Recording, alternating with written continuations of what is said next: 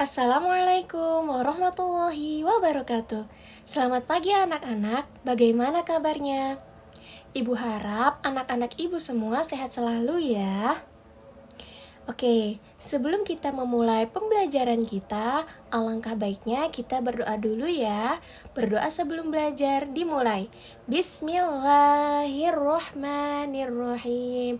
Rabbi zidni ilma warzuqni fahman. Amin.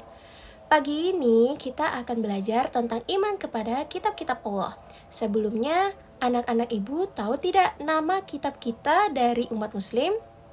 Betul sekali, namanya Al-Quran. Kitab Allah itu tidak cuma Al-Quran aja loh. Terdapat 4 jenis kitab Allah. Nah, apa saja itu? Simak penjelasan ibu berikut ini ya. Tentu kalian sudah tahu bahwa iman kepada kitab adalah rukun iman yang ketiga dari rukun iman yang 6. Allah menurunkan kitab sebagai petunjuk dan pedoman bagi umat manusia. Melalui kitab Allah, manusia dapat memahami jalan kebenaran menuju kebahagiaan hidup di dunia dan akhirat. Nah, iman secara bahasa berarti pengakuan atau dalam bahasa Arab al-iqrar yang melahirkan sikap menerima, al-qabul dan tunduk al-izzi'an. Sedangkan secara istilah, iman berarti membenarkan dengan hati, mengikrarkan dengan lisan, dan membuktikan dengan perbuatan.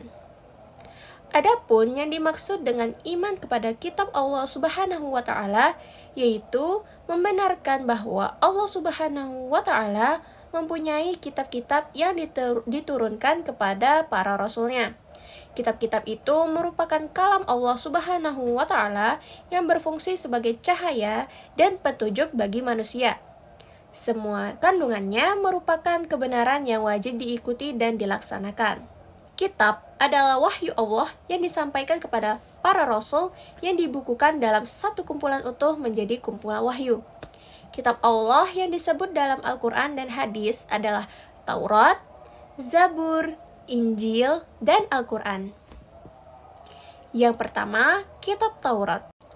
Kitab Taurat adalah kitab yang diturunkan oleh Allah Subhanahu wa Ta'ala kepada Nabi Musa alaihi salam. Dua, Kitab Zabur. Kitab Zabur adalah kitab yang diturunkan oleh Allah kepada Nabi Daud alaihi salam. Nabi Daud merupakan salah satu nabi dari Bani Israel. Sebagai nabi dari Bani Israel, Nabi Daud menggunakan kitab Taurat untuk memutus berbagai perkara orang-orang Yahudi. Namun, kepada Nabi Daud alaihissalam, Allah juga menurunkan kitab Zabur. Kitab Injil adalah kitab yang diturunkan oleh Allah Subhanahu wa Ta'ala kepada Nabi Isa alaihissalam seperti halnya Nabi Musa dan Nabi Daud. Nabi Isa juga merupakan nabi dari Bani Israel atau Yahudi. Lalu yang terakhir, adapun kitab Al-Quran. Kitab Al-Quran merupakan wahyu Allah yang diturunkan kepada Nabi Muhammad SAW. Al-Quran merupakan wahyu Allah terakhir yang membawa kebenaran, mencakup isi dan membenarkan kitab-kitab sebelumnya, yakni Taurat, Zabur, dan Injil. Meskipun demikian, Al-Quran memiliki syariat tersendiri yang berbeda dengan kitab-kitab sebelumnya. Syariat yang terdapat di dalam Al-Quran berfungsi menggantikan syariat yang terdapat di dalam kitab-kitab sebelumnya.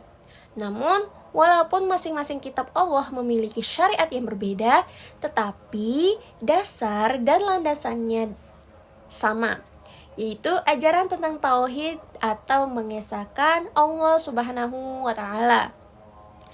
Nah, anak-anak, itu tadi penjelasan dari makna iman kepada kitab-kitab Allah dan nama kitab-kitabnya beserta penerimanya. Untuk minggu depan, kita akan membahas isi dari kitab-kitab Allah dan juga hikmah beriman kepada Allah. Itu saja dari Ibu. Ibu mohon maaf jika ada kesalahan kata ataupun perbuatan. Sekian, terima kasih. Wassalamualaikum warahmatullahi wabarakatuh.